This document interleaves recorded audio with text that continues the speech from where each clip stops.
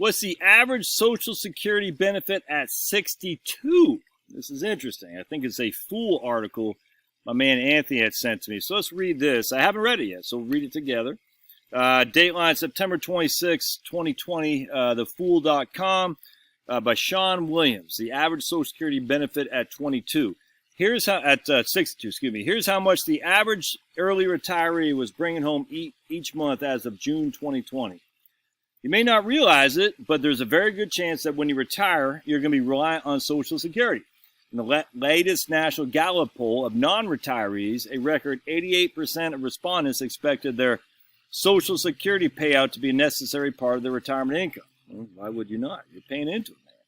This strongly suggests that there isn't a more important decision to be made by our nation's seniors in deciding when to take Social Security. I don't get why. I mean, you've been paying into Social Security for all these years. Why would you not expect it to be part of your retirement income? I guess what they're saying is some people think they're not going to get any. That's weird. All right, let's keep going.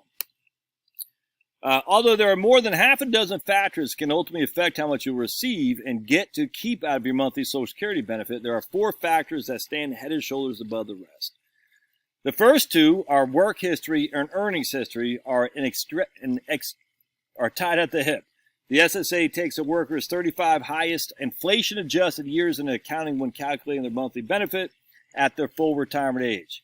For every year of less than 35, 0 is added into the calculation. And I've done 1,000 videos on how this works, but just remember, they're saying inflation-adjusted. It's actual AWI, average wage index. So we've got to make sure we're using AWI, not the cost of living. We're not using COLAs. We're using average wage index. And if you look historically, AWI, if I recall, is about twice that, or maybe a 1.5 times that of a cost of living adjustment. So just keep that in the back of your mind. Your AWI is what they're using, not inflation adjusted. I know they're saying the same thing. I get that, but I want to be very crisp, clear. If you're going back to run your own numbers and you're using just COLAs, you're wrong. Let's see. Third, there's your birth year, which determines your full retirement age. Again, if you were born in 1960 or later, your FRA is 67. And your full retirement age is when you get 100% of your PIA. That's your primary insurance amount. And finally, there's your claiming age. Payouts can begin at 62 for retired work. You don't have to be retired. That's what drives me crazy, too. You can start payments at 62, but you can still be earning a paycheck. Should you know, but you can, absolutely. Or you can start working at claiming at 62 without even being considered retirement. You're not drawing down your accounts. Or you could even retire. I should say you can take benefit. You can retire at 62 and not take benefits. That's what I meant to say. So if you say, I'm going to quit my crap old job at 62, you don't have to take Social Security then. I'm surprised how many people think they have to. You don't. You can say, I'm quitting and I'm going to take my Social Security benefits later. And that's usually the best thing to do. However, if you wait till you're 70, as I said before, you get the delayed earnings credit. So the longer you wait from 62 to 70, the more your Social Security benefit will be relative to your benefit if you take it early. It's just all there is to it. Now, there's no reason to wait beyond 70. In fact, I don't even know if you can. You don't get any delayed earnings credits by waiting, so you take it at 70 because that's when you're going to get the most benefit for sure. All right, so given this information, you might be under the impression that most seniors wait a bit before they take their Social Security benefit. And that's not true. A majority of Americans, around 60%, claim their benefit prior to reaching their FRA. So that'd be prior to reaching 66 in today's days. 67 for us born in 1960 or later. And the single most popular claiming age is 62. Please note when I say the single most popular claiming age, I'm referring to situations where retirees get to choose when to take their benefits. This removes folks who are automatically transitioned to retirement from disability. Okay, gotcha. The question is, what type of typical benefit can you get at 62? According to payout stats from the SSA, the average benefit at 62 is $1130. $1130 is the average benefit at 62. That's only $800 a month above the federal poverty line for a one-person household, and well below the average retired benefit of $1,500. Well, the reason the average retired benefit is so low is because the average benefit at 62 is pulling it down. Why would retirees be willing to accept a... Oh, what happened? Okay. I got to do something here. Hold on. Why would people want to choose a benefit that's 30% reduced because they took it early? Some folks, they simply have no other source of income. For others, it could be a strategic move, such as low-earning spouse wanting to generate income for the household. But I'd be willing to bet that a lack of understanding of the program has played a role in these early claims. I completely agree. To be clear, there are viable reasons to claim early, yep, especially if you got minor kids. I've said it a couple times in my videos, but obviously I do so many, it's hard for folks to follow them all.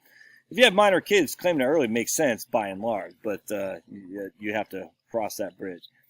Being in poor health or having a substantially lower lifetime income than your spouse are a good reason to consider taking it early, i.e. you're going to die at 70, sure. However, statistically speaking, waiting to take Social Security is the optimal decision. I completely agree. An optimal claim is one where one beneficiary maximizes the amount of money they receive over their lifetime from Social Security. In June 2019, United Income released a study, The Retirement Solution Hiding in Plain Sight, that used data from University of Michigan's Health and Retirement Study to map out optimal claiming decisions. Fewer than 1 in 10 made the decision. Fewer than 1 in 10 claiming decisions made between 62 and 65 were considered optimal. By comparison, 57% of optimal claiming decisions would have come at age 70, and more than 80% of all optimal decisions would have been between 67 and 70. So basically, the longer you wait, the better it is. It's just really not debating that. It doesn't mean for everybody they need to wait. It just means for an optimal decision, the longer you wait, the better. It's just not that debatable. There's another advantage of waiting too. Spouses who claim benefits prior to their full retirement age are potentially handicapping their significant other. Yeah, I could not agree that more. The $16,728 Social Security bonus most retirees overlook. I did a video on that, and you can watch that video on that if you want to scroll through my videos on Social Security playlist. But Social Security claiming benefits at 62 is popular, but the reward doesn't necessarily outweigh the risk for the majority of early filers. Look, man, I agree with that, and this is going to make a lot of people, you can do this. I get all this. You could do this. You could do that. Now, I had a guy who's just worn out, man. His body is hurting because he works in hard labor. Again, if you don't know how long you're going to live, if you're assuming you won't live beyond 75, then hell, take Social Security early for sure. But you better there better be a legitimate reason for that assumption. And the assumption shouldn't be, I'm going to do the Smith & Wesson retirement plan, i.e., well, I hope you can figure that out. The assumption should be literally that I'm not, both my parents died at 72, I got lung cancer, all these things. If it's just that you're sore, as opposed to having significant mental or health issues, again, you can take it at 62, but it better be just more that my knees are creaking. That doesn't mean you're going to die early. It doesn't. Now, again, there are other considerations. Generally speaking, if you are the lower earning spouse, yep.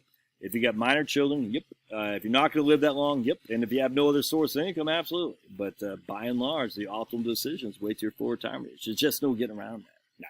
Love to hear your thoughts. Thanks, Anthony, for sending this to me.